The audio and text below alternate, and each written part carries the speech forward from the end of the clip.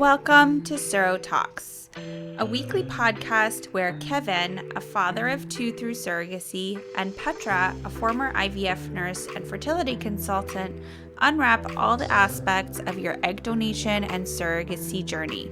Join us every week to discuss various topics around surrogacy and egg donation. We are joined by special guest Dara Roth Edney, social worker and reproductive counselor, and founder of Informed Fertility. Dara has been a social worker for over 20 years, focusing on reproductive counseling and mental health support. She also has a personal experience with surrogacy, as Dara and her partner went through two surrogacy journeys themselves and are now raising their teenage children.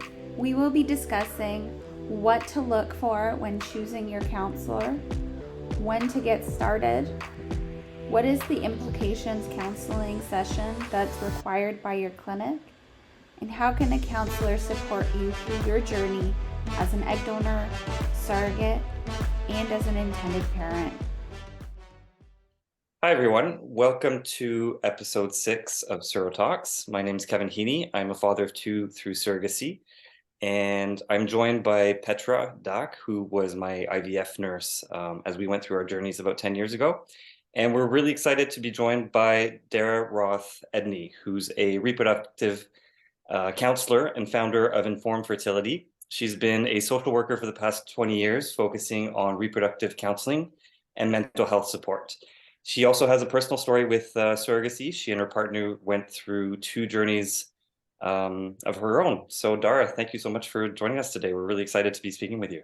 Absolutely. Thank you so much. I'm always passionate about talking about this and having an opportunity to speak to people like yourselves who've been through it and professionally are supporting people going through it. It's always really exciting and wonderful for me. So thank you for giving me the opportunity to be here with you. Oh, this is great. We've been talking about this session for a while, and it's nice to see it come to reality. So as we start out, I think it'd be great if you could give us a little bit of background, especially around the credentials of a fertility counselor. You know, counseling and social worker are terms that are used across the board. And from your perspective, as somebody that's been in this domain for 20 years, what are the things that IPs or potential surrogates should be looking out for when seeking out a counselor in this industry? Yeah, that's a really, really great question. So counselor, and I do use the term counselor, I'm a reproductive counselor, but it's not a protected term. So that means that it isn't necessarily so that somebody who calls themselves a counselor has mental health training or has worked specifically in this field. So in addition to working in this area, so as you introduced me, I am a social worker. So I've been practicing for almost 25 years. And there's a number of different people who have the sort of mental health credentials, not necessarily linked with fertility, but who certainly have significant training in mental health. And so that could be a social worker, it could be a psychologist. There are people who have degrees in, let's say, education and then have gone into counseling, people who have, there's a number of different mental health sort of pathways that people can take. People that took, let's say, college programs in women's mental health and counseling, and then went on to do additional supplemental training and third party. So there's a lot of different pathways, but I would say that you want to make sure that the person that you're speaking to does have a foundation of mental health support, that they have a degree in some kind of counseling. And so that way, you know that they have that foundation, because part of what happens is not just the education piece around, let's say, how to find a surrogate, how to work with a surrogate, the assessments that we do as part of this. It's also all of the work around grief and bereavement and, work in terms of family dynamics. There are obviously often very complicated family of origin dynamics. And so a lot of this counseling work really does come back to having somebody who is skilled as a mental health practitioner. So that's part of it. Mm-hmm. And the other part of it is there are lots of people who are very skilled and have all kinds of training as mental health practitioners, but don't necessarily have the skills and training working with infertility, working with loss, and working with third party or collaborative family planning.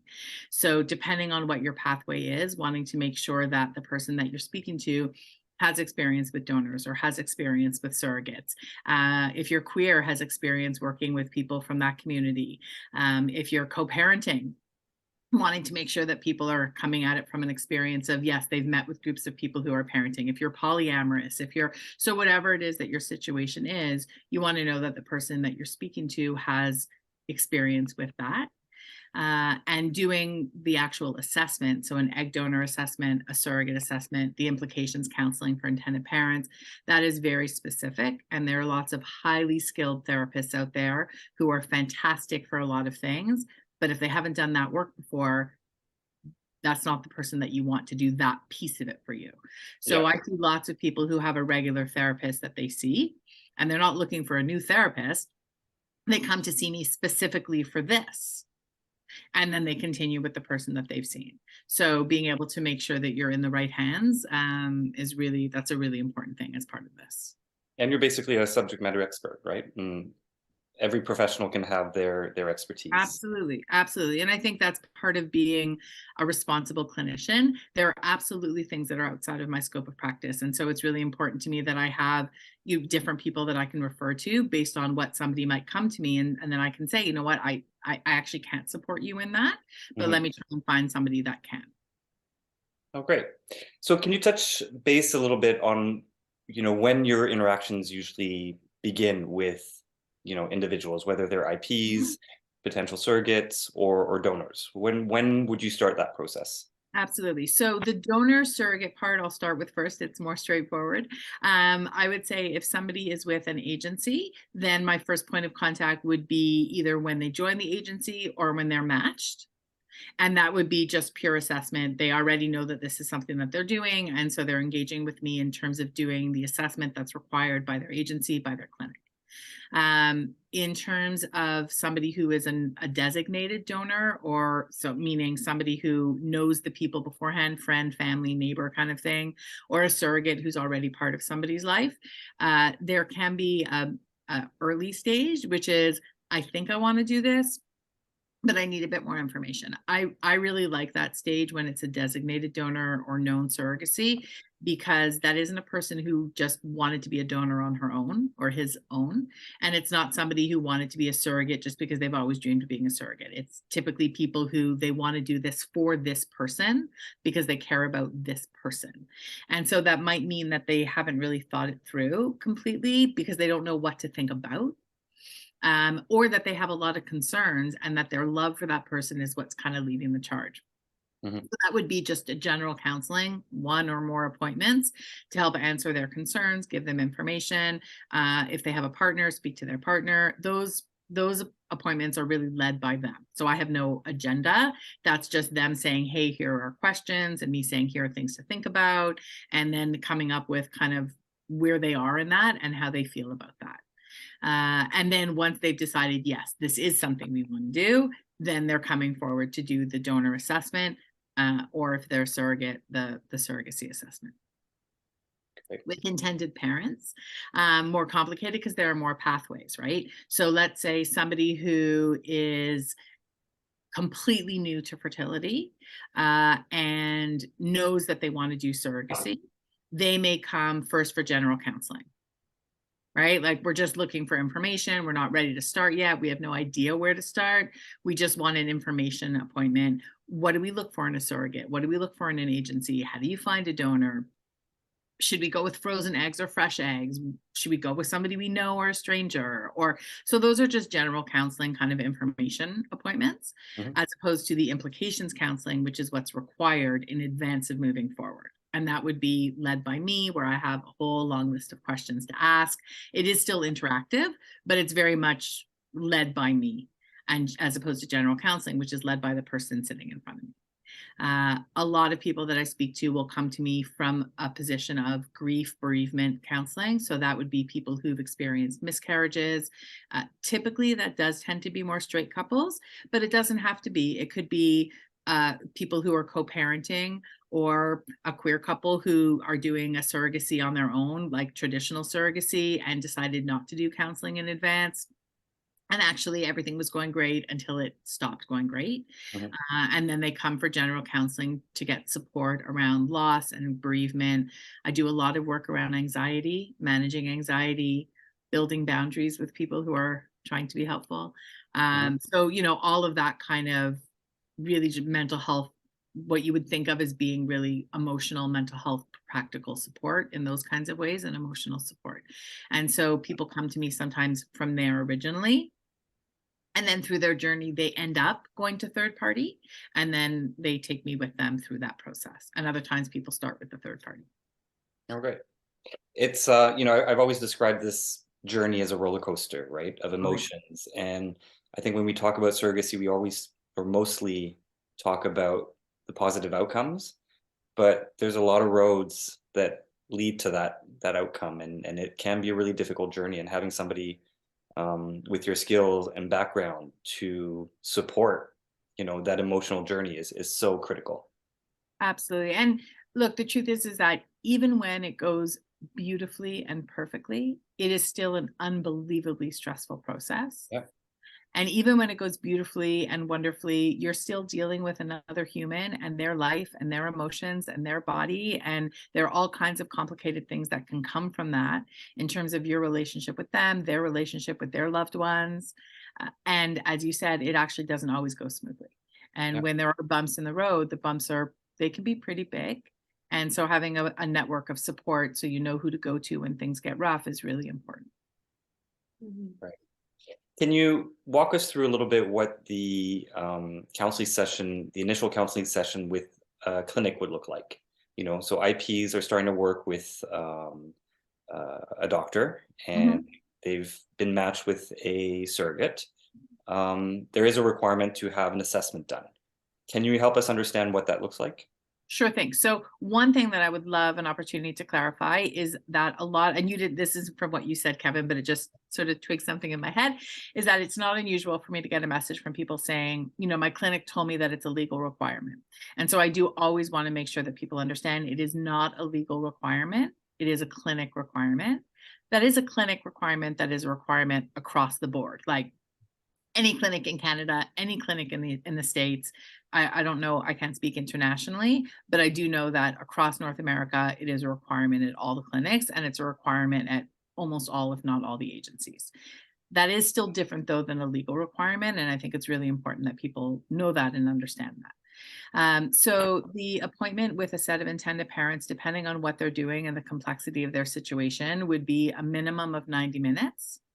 It's not unusual, for example, if somebody has had a lot of recurrent losses, if somebody has a previous history of mental illness and there's a vulnerability or trauma there, if people are doing egg donation and surrogacy, sometimes people are doing egg donation, sperm donation, and surrogacy, or if people are working with known donors or designated donors or known surrogates, it can absolutely be more than that. And sometimes there'll be an additional hour or maybe even more needed. But at the very least, when I speak to intended parents, it's 90 minutes. And I think that's fairly common for most of us. The goal of the appointment is a combination of getting the temperature emotionally and also educational. So it is definitely not what somebody would think of as emotional based counseling. I remember when because as you said, I have two kids through surrogacy, and so I had to go speak to somebody, and I remember when they were asking about how I was feeling, part of me was like, you don't have enough time in the world to cover this. Like, how long is our appointment? Mm. And really, what I had really wanted was to get information. Like, what do I do? How does this work? What do I need? And so for me, I do bring that into the appointment. Of course, I touch on the emotional piece. It would be irresponsible not to. But if people really want or are looking for significant emotional support, that's general counseling. The goal of this is really to help people be more empowered and more informed, and empowered about things that could go wrong, about things to go right, where to place their attention, who to ask questions to. I obviously don't know all of the answers. So sometimes it's a matter of me highlighting questions that they can then ask other professionals. So that often is reassuring to people because they think it's going to be like a big cry fest where I'm going to be like pulling out all their trauma and all that. And that's not the goal of this particular kind of appointment. It's also not an assessment in the same way a parenting assessment is, or a parenting capacity assessment is with adoption. So I'm not coming into this with a pass fail mentality, which doesn't mean that there might not be things of concern. but it's not something that I'm looking to pass or fail somebody. The goal of it really is education and information. So the first part of it is background. Who's sitting in front of me? Right? What's their family structure like? What's their family of origin like? What's their support system like? What's their own previous history in terms of mental illness and addiction? What are their own vulnerabilities that might make this more difficult for them? So I don't ask those questions so I can make a X in one of the boxes as like a against you or for you. It's that if you have a previous history of mental illness and you're going to be going through this journey, then that makes you automatically a bit more vulnerable because there's more potential that things could be more difficult for you because of how you might manage them. If you have no support and you're doing this as a single parent, of course you can still do this, but that also makes you more vulnerable. And so the Making more sure you're thinking through what those support systems are going to look like. absolutely, and sometimes offering ideas to people, hey, did you know that this is a great support group that you could join, or this is something that you might want to keep in mind, or here's a way. I speak to people, for example, who are single, who have people in their lives, but it doesn't occur to them that it might be helpful to have somebody come with them for psychomonitoring or to be with them the day they get their news back. Or, so being able to say like, hey, here are some points along the way that might be hard. So what are ways that you can access some of your supports? What are some ways that you can actually put up some boundaries so your supports aren't crashing down your door if you don't want them that day? So talking about that. Family of origin issues, how are they going to handle what you're doing? Disclosure issues, faith, people of different faith religions and different cultures, how that comes into their decisions around donation and surrogacy, what that means for them in terms of how they're going to explain things to their child, how they're going to talk to their family of origin. So those are all just useful sort of foundations for me to understand what's happening in their life and where might the points of vulnerability be. So there are appointments where there is so much information there that we don't get to the other information because there is so much to work through, and then we need another one. And other times we do that as sort of the foundation, and then we get into, okay, if you're using a donor, do you have that person yet? How are you planning on finding that person? If you're working with a known donor, how did that come about? Did you ask? Did they offer? What's the relationship like? If you have a sibling who's offering to do this for you and you want to say yes because they're part of your family and you know them, but you've always had a difficult relationship with them, is that the best thing for you? Mm-hmm. Right? You have a surrogate that you love her so much and she wants to do this for you, but she's had very complicated medical histories with her own pregnancies. Is that the right choice for you? So really talking about like what are your choices? Why? Are there risks? Are there considerations to keep in mind? And then talking about what is it that you want? What kind of relationship do you want with your donor? What kind of relationship do you want with your surrogate during the process, afterwards? So talking through all of that. We talk a lot about disclosure. That is primarily with straight couples, but not only, because disclosure isn't just like oh yes, here's the announcement. It's what are you telling your family? What are you telling your friends? What are you telling your workplace? What are you telling your neighbors? Really being able to think that through and what that means for your child. And what you're going to tell your child eventually. What you're going to tell your child and how that might transition, right? So, there's a point where that information is yours. You're using a donor, you're using a surrogate. It's your experience. But when that human is here, it's their experience. And so what does that mean in terms of if there's two dads or two moms, what that means in terms of how you're answering questions about biology and genetics, when at some point your child will have an opinion about how you answer those questions. Mm-hmm. So, we talk a little bit about those kinds of things, just bringing some of those questions up for people to consider and think about. And then we talk about the actual medical part of it.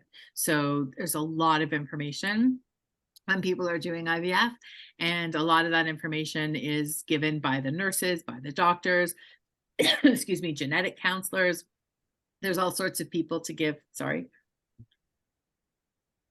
advice. But what happens when it's overwhelming, of course, is that you pick up on pieces of it. So my hope is that in speaking with me, in speaking with the doctor, in speaking with the nurse, in speaking to people on social media, your friends, whoever it is, that at the end of the day, you have like a 360 perspective. Whereas if you only speak to one person, you just have a piece of that because you don't remember. So I never expect people to remember every single thing we talk about, but I'm hoping it will be sort of added puzzle pieces.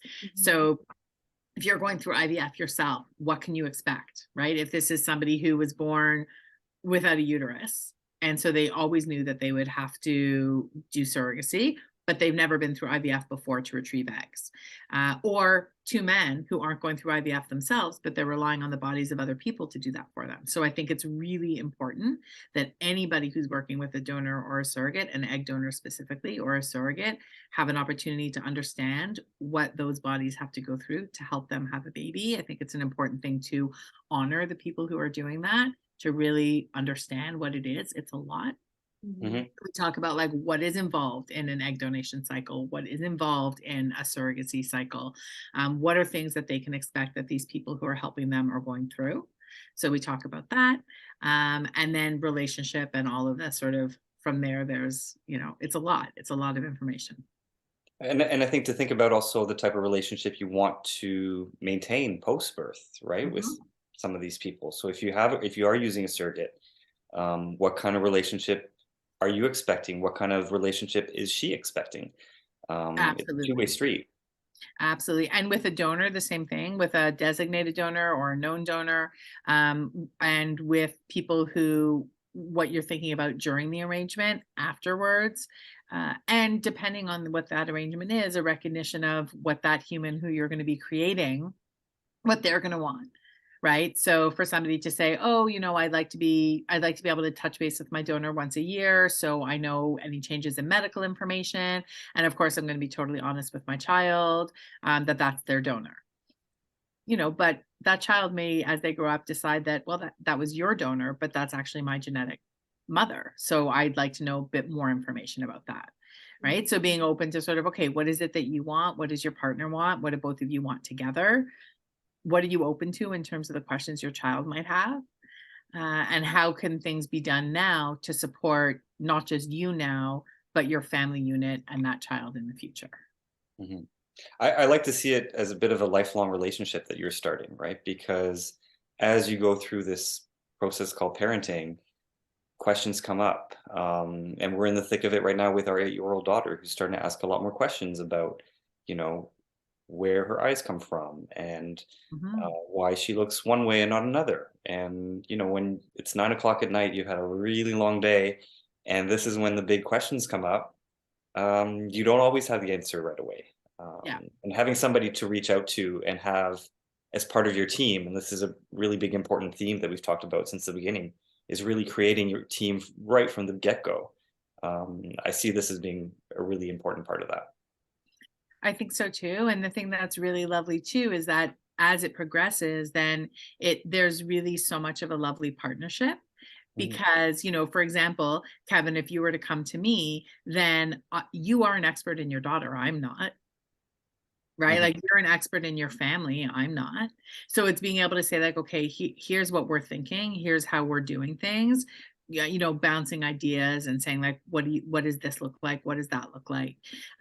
What is some of the research out there show? What are you hearing? What does that look like? And so throughout this, I think, and it's one of the things that is a tenet of social work, is that there's an assumption that the people who are coming to us are experts in their own lives. So that is part of what I'm assuming. So when I'm doing a surrogacy assessment, I'm not like, have you really thought this through? Like, it doesn't make sense to me that there'd be any human who would sit in front of me who hasn't thought it through. It's just also true that you don't know what you don't know. And so there may be things that they don't know to ask about or that they aren't sure how to consider. But I am assuming that the person in front of me is an intelligent person who has thought through some of those things and knows their mind more than I will in an 1.5-hour session, for example. Right. Great. Now, in terms of like going through the egg donation process, how can a counselor support intended parents during the egg donation process? So you mean in addition to or separate from the implications counseling? Right. Okay. So part of it would be around decision making. So are they deciding to go with frozen eggs from a US bank or one of the international banks? Are they going with a fresh program in Canada or internationally? Are they going with a designated donor, somebody they know in their life? What kind of arrangement do they want? So even that very high level of like, where are they getting those eggs from and what is that going to look like? And oftentimes that really comes into play with people's own values, what people want. So if somebody said to me, we want to have 3 children, we want to use the same donor, we want all 3 kids to be genetically linked through the same donor, you can't buy 6 eggs from a frozen egg bank. Like that's not going to get you that, right? Somebody who says we want to be able to have a relationship with our donor, we don't want a best friend, but we would like to be able to access her, we'd like our child to be able to access her. There are lots of programs where that's not possible. And there are lots of programs that are set up specifically that all of the donors in the program are open and known donors.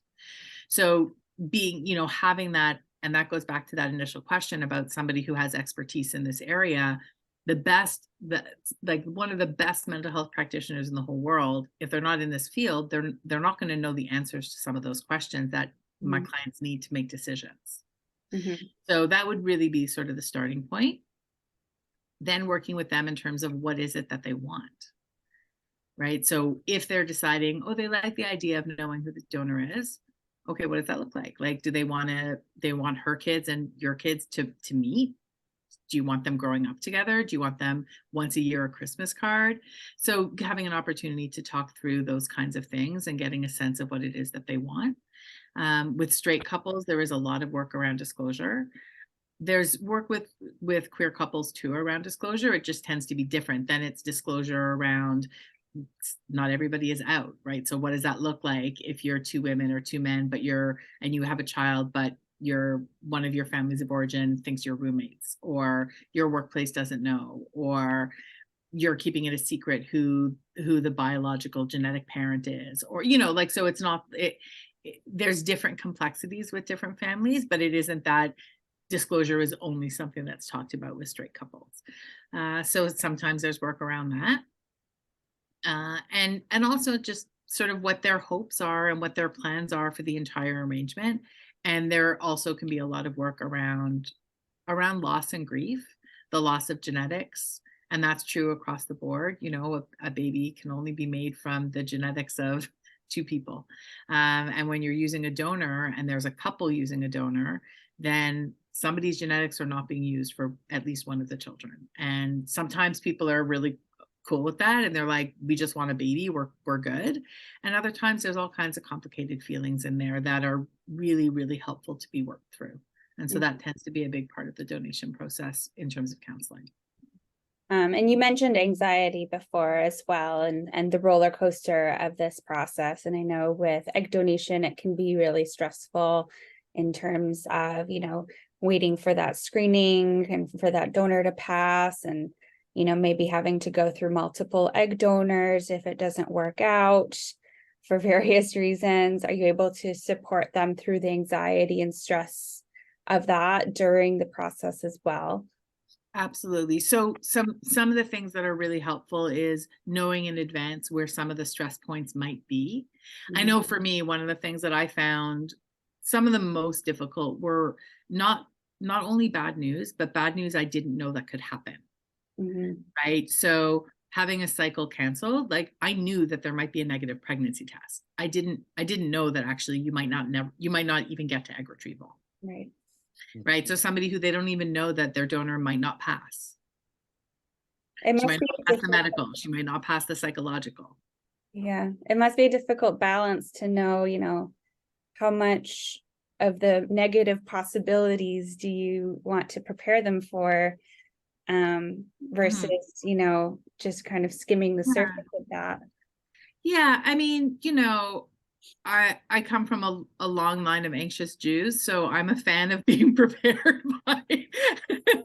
So, I mean, I think to your point, like, not like overplaying, but sort of, this is the typical pathway. Here's where it can go really great. And here's where there could be some bumps. That not everybody passes their medical. If you're going with a fresh donor cycle, then, ideally, this is about how many eggs you might hope. but it's also possible that that might not happen. Not every egg gets fertilized, right? That there's an expectation that there's at least a 50% attrition rate from fertilization to blast, but some people lose more than that. Right? What happens if you're doing genetic testing? And I talk to people about the pros and cons of PGTA. So not going outside my lane. I'm not an embryologist or a geneticist. And I always make that, my clients joke that I should have a t-shirt that says, I'm not a doctor. I'm not an embryologist. I'm not, like, all of the things I'm not. So, you know, I touch on those things lightly to say, like, here's enough information to think about. Now go back to your physician, to your medical specialist, and talk through it more. But yeah, I think it is important to have a sense of where things can go off the rails, because that is one of the things that makes this process really difficult, where you're just completely blindsided by something. So having an opportunity to talk through those kinds of things. And once you know that, then it also gives you an opportunity to know, okay, so you know that in the 2 weeks where your donor is stimming, and you know that in the 5 days where those embryos are growing in the lab, your anxiety is going to be high. So maybe that means that you book some extra appointments with your counselor. Maybe it means that you at work have a lot of extra work to keep yourself busy, or you take time off work. Maybe it means that you plan to stay away from people who irritate you and actively be proactive in terms of planning some really good activities for you and your partner, that you do know calm yourself, that you're more thoughtful in terms of your sleep and your food, in terms of keeping yourself well nourished, you know. So being able to say, like, if these are the points that you know are going to be more anxious, then what can you do in advance of that to really take care of yourself during that time? Yeah, and it's helpful during the surrogacy process too, exactly the same. During that 2-week wait when you're waiting for that pregnancy test. Yeah, it's brutal. And for anybody who's experienced reproductive losses, a positive pregnancy test is not, that's not the whew. And actually not only for that, right? Like I was still saying if the baby, when my surrogate was like 8.5 months pregnant, and somebody said something to me about when the baby comes, and I was like, if the baby comes. And she was like, what are you talking about? If she gave birth today, you would have a baby. And I was like, we'll see about that. So, you know, I'm laughing, but actually it was terrible. Like I was able to enjoy the pregnancy, and of course I was thrilled. But that's not all I was. I was terrified the entire pregnancy. I was sad that I wasn't pregnant. And I had a beautiful experience with my surrogate, both of my surrogates, but that didn't make it not complicated. And so there's a lot of anxiety throughout this process, as we said at the beginning, right, Kevin? Like even when it goes well. Yeah. I would imagine that the issues you deal with straight couples and gay couples are quite different, right? You just touched on it yourself, that you were dealing with feelings of sadness, not being able to be pregnant. Those are feelings that I never felt because that was never an option for us, right? So it's interesting. I'm sure the types of issues you're dealt with, depending on the couple across from you, are quite interesting. Absolutely. So there's definitely with a straight couple, there tends to be a lot more feelings of loss and grief around the loss of being able to carry a pregnancy. A lot of straight couples that come to me when they're starting their surrogacy process already have a significant amount of trauma. Lots of them have PTSD, as opposed to, let's say, a gay couple who, especially a young gay couple who grew up in Canada knowing that they would be able to marry and have children, and their families all know, and they're like, yay, we're ready to do surrogacy. And then they get married and they spend a few years saving money, and then they do surrogacy. They're coming into this with a lot of hope and joy. Also anxiety for sure, but not the trauma that maybe somebody who's had 5 or 6 miscarriages or has been trying to conceive for 6 years without success. But it's also true that those couples who come in all bright-eyed and bushy-tailed and excited about surrogacy are also not used to some of the hits that might come. It might be incredibly smooth and wonderful, but they also might have a bunch of egg donors that fall through. They might have a surrogate that experiences a miscarriage when they didn't even know that that could happen because they're fertile. Their surrogate is fertile, their donor is fertile, and everybody is like, yay, now you get a baby.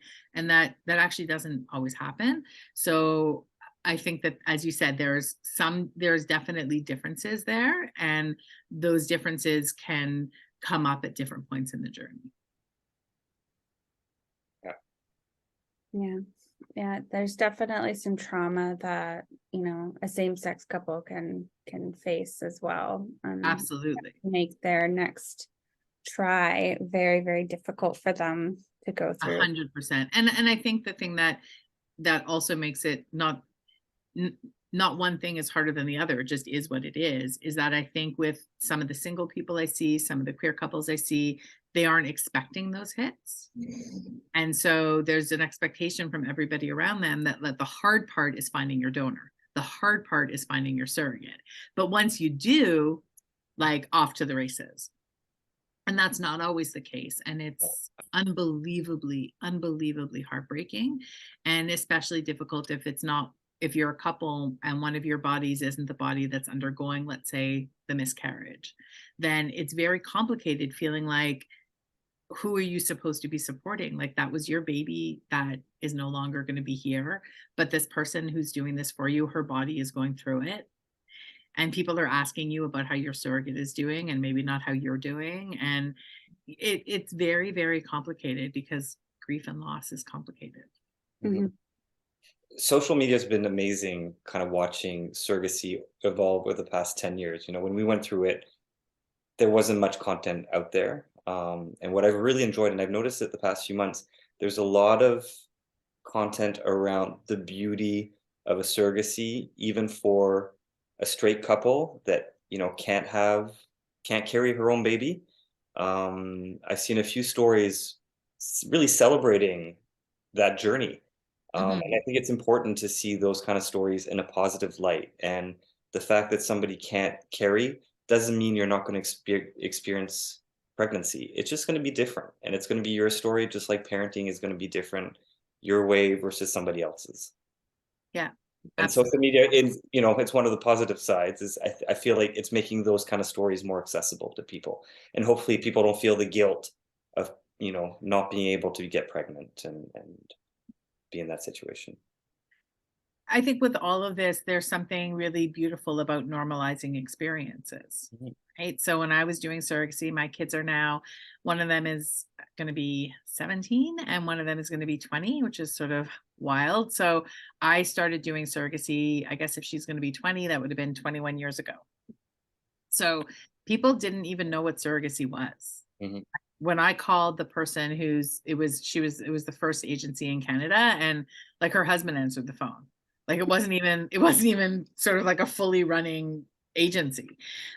So it was definitely a different landscape then. And there's something really lovely about it being so much more out in the open, and a lot of stigma being taken down. But there's also obviously really complicated things too, in terms of that social media and the messages people are getting and the way that they're supposed to feel. And I think with all of this, maybe this is just true of grown-upping, adulting, that there isn't just something that is just something. You know what I mean? Like, it's not just that it's easy or it's hard or it's heartbreaking and traumatic or it's beautiful and joyful.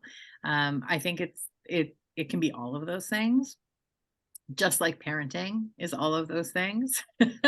And just like life is, like, there's no path that's straightforward. And I say that to people who are really trying to figure out, like, can we do donation? Can we do surrogacy? Maybe we should just stop. Like, maybe it's too much and we should just stop and not have kids. There's no path forward that's just joyful, and there's no path forward that is just sorrow. Life is a big combination of all of that. Mhm. And so with surrogacy, with donation, there is incredible capacity for joy. I mean, there aren't even words, and you must know it, Kevin, for the gratitude that I feel to the women who helped me become a mom. But that doesn't mean it wasn't complicated for me. And all these years later, I'm still sad that didn't get to be pregnant. Like, that's not a sorrow that I'm like, oh yeah, that doesn't matter to me. It doesn't matter to my life. But that's a sad thing for me, that I didn't get to experience that. And I think that's okay, because life is full of sorrows and life is full of grief, and it's also full of joys. And it's sort of finding your windy path through them, right? And it's your family history. You Yeah, are today where Mhm. you are because of, those circumstances. And 100%. And I do think that actually it's one of those things that I think of actually really often. Sort of wild to think that if I had been successful in having kids when I first started, my children wouldn't exist. Mhm. You know, and I joke, like, I'm sure those other kids would have been great. But there are two astonishing human beings in the world today who are only here because of my years of infertility, because of the times that didn't work, and because of the times that did, right? Like that's why they're here. And so that's the same thing with people who have losses, who have surrogates or donors that don't work out. We end up where we end up, and we have that life that's there for us because of those things. Yeah. I love that. Now, and could you speak to a little bit about, like, switching gears a little bit from intended parents to surrogates? How do counselors help support surrogates through their process? So through their pregnancy, even potentially the screening process, which can be difficult, but mainly this the pregnancy, delivery, and afterbirth. Yeah. So what I would say is that the way it typically happens versus the way I would love it to happen, like the way I would love it to happen is to have at the start 2 separate appointments, one that was pure assessment for the surrogate and one that was all about her, like more counseling in terms of her supports. And then I would love to be able to have a check-in like twice during the pregnancy, and then once right after birth, and then 6 months after birth. Like that to me would be like really fantastic surrogate care. But that's obviously not what happens. So typically what would happen is I would meet with a surrogate once at the beginning, maybe twice if there was a lot to talk about. And I try and mash that all together. So I mash in one appointment, because that's all I get typically, the assessment piece of it. So her habits, her like drinking and smoking, and her mental health history, and her family, her level of support. If she has a partner, speaking to her partner and getting a sense of their buy-in, her reproductive history, and like sort of that kind of historical piece, what she wants from an arrangement, before pregnancy, during pregnancy, afterwards, her feelings on termination, selective reduction, how she wants to deliver, you know, like those kinds of things, really very more assessment piece. But then also concerns for her, like, has she told her friends and her family that she's doing this? What about her workplace? Does she have concerns about her children and how they're going to manage this? And does she have questions about how she's going to explain things to her kids, and how she's going to manage work, and how much time she's going to take from work? And does she have any worries about the fact that there'll be limitations on when she can have sex with her partner? Does her partner have concerns about that? So, you know, that sort of supporting the surrogate piece, because typically we don't set it up as 2 separate appointments. I have to like mush it all into one. And then sometimes there are surrogates who like the idea of checking in with me throughout. Most agencies offer surrogates the opportunity to speak to the counselor if there's been a loss. And so obviously I'm available for that. And even when things go well, of course, we've talked about that there are things that do come up. And so it's not unusual for surrogates to want support. They're having a conflict with the intended parents, or they're having an issue with with their partner or with their family around this, or they're just struggling with different things. Not struggling with whether or not to give the baby to the parents. That's not a thing that happens. But there are all kinds of things about this process that can be difficult. Surrogates who are really looking forward to a certain kind of relationship with intended parents, it doesn't happen. Surrogates who've never had a C-section, and turns out they're going to need a C-section, and they're really scared and they're really distressed. So like things can come up during, and counselors are available to support and to speak to surrogates throughout. Great. Yeah, I think that it's so good to have those check-ins, and we all need to consider offering that more to surrogates and really advocating for them to do that, or encouraging them rather to do that, because there's so much that you can talk about. And, you know, even just when everything is going right, you know, how do I even just maintain a good relationship or maintain communication that works for me during my journey, if it doesn't necessarily match up to what the intended parents want, for example. And there's so much that you could discuss. Yeah, I mean, and a really good example is, it's not unusual with a donor or a surrogate for me to ask, let's say if I'm working with intended parents, and I'll say, does your donor need an assessment? Does your surrogate need assessment? And they'll say, oh, no, she's done this before. She doesn't need another one. And I'm like, that's sort of missing the point. Like, to me, that's saying that the point of this is only to assess if she's okay for you. But what if, how about, is she okay? So a surrogate who did a journey last year, well, even if it all went great, then it's an opportunity to say, okay, what went great? This is a new set of intended parents. Let's talk a little bit about what went well for you, what you want to happen this time around. Like, let's really talk about that. And what if it didn't go great? What didn't you like about your clinic and what happened at the clinic? What went wrong with your relationship with your intended parents? The fact that somebody had a miscarriage and is okay doesn't mean that she should just jump right into another appointment, another surrogacy arrangement, without an opportunity to talk through how she felt about that. And so to me, the goal of those, again, it's not just an assessment so the intended parents could be like, yes, she is suitable. The check off box. For the clinic check off box, but for the intended parents, sometimes a perspective of like, we want to know that she is okay, in the sense that we want to know that she is stable and she's not going to keep our baby. Right. And that part of saying, okay, well, this is collaborative. So yes, that's important to have a check mark and to know that she's not going to want to keep your baby and that she's not going to, drink and smoke and all of that. But also for everybody to know she's okay.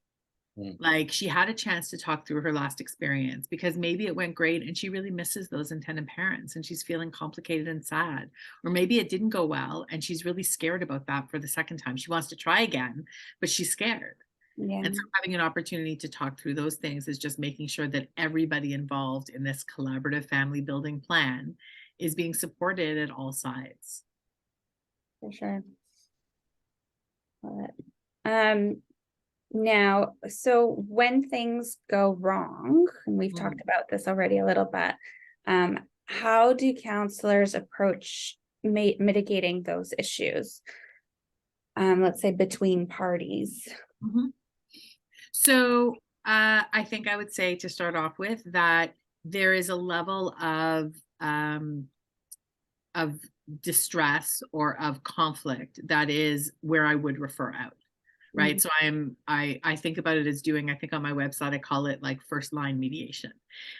So there are definitely levels of conflict, of relationship breakdown that is beyond what I would do, because I'm not I'm not certified as a mediator. So I do have colleagues that are, and this is outside of my scope of practice. I don't feel comfortable giving advice in this realm. But a lot of it would qualify as kind of first line mediation, where it really is around conflict resolution and communication and being able to say, okay, it sounds like people just aren't hearing each other. And that would be where people present like, we really want it, we want to support her, we're just feeling really hurt that she's not giving us what we need.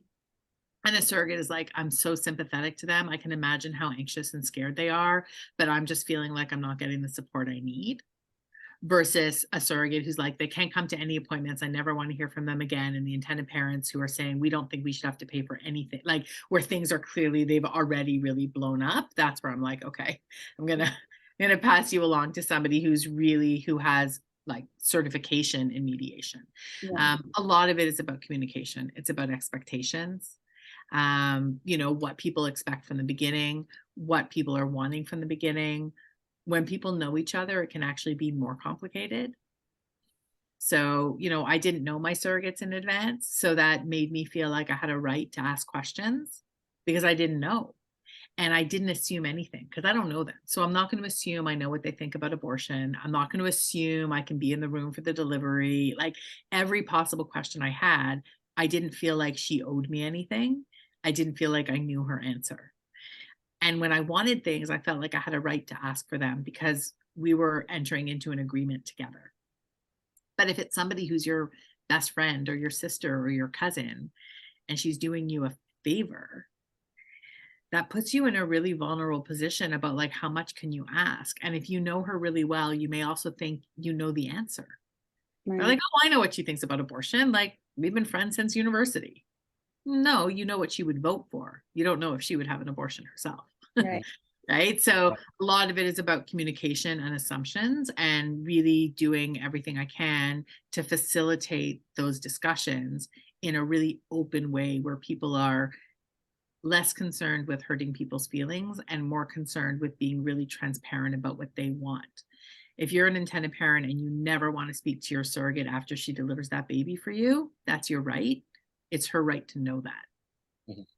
And again, the importance of having these conversations before getting into this kind of situation, right? If you have those conversations at the beginning, expectations are clear, you're setting yourself up for a successful journey.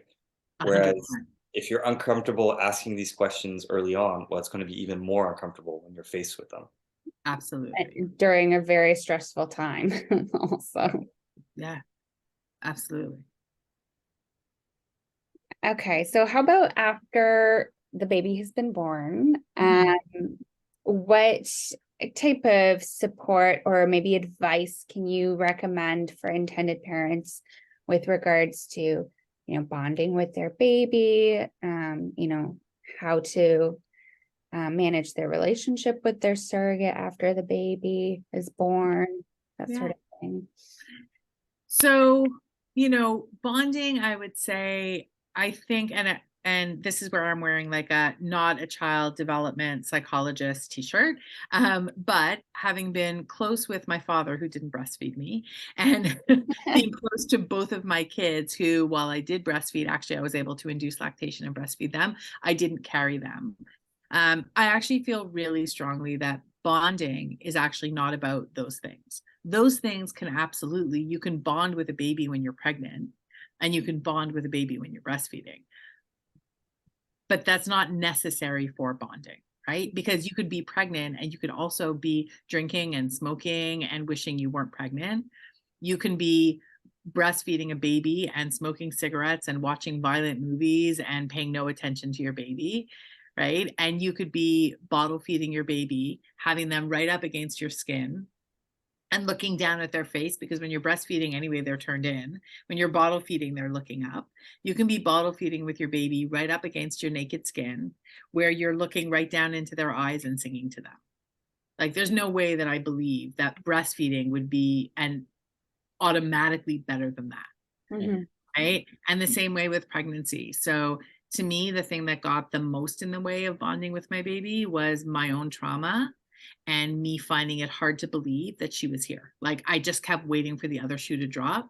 I just couldn't believe that it was actually okay. I just was still waiting for bad news. I actually remember at one point pushing my daughter right after she was born, and there was a woman on the street who was very pregnant, and she was holding the hand of a kid who was maybe 5 or 6, and she had another baby in a stroller, like maybe a toddler or whatever in a stroller.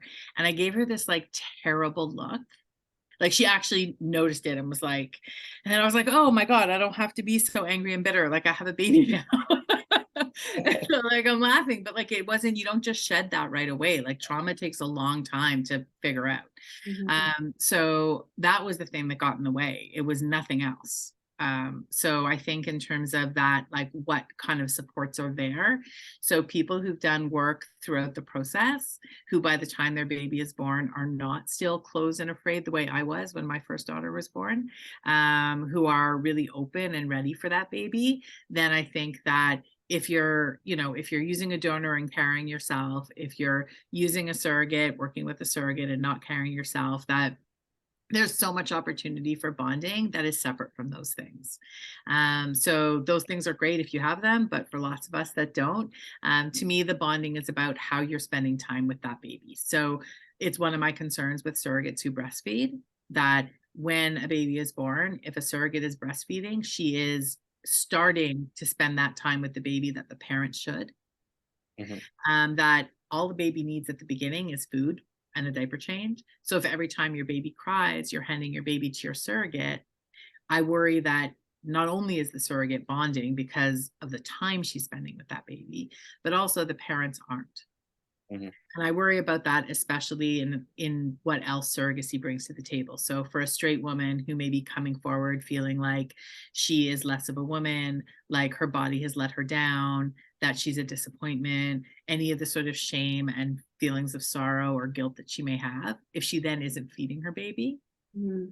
And for a gay couple who live in a world that already tell you that you're not as good with babies, that you don't know what you're doing, there's so many messages, negative ones, that if the start of your baby is life, the very thing that is the only thing that you can do to comfort them, you're not doing.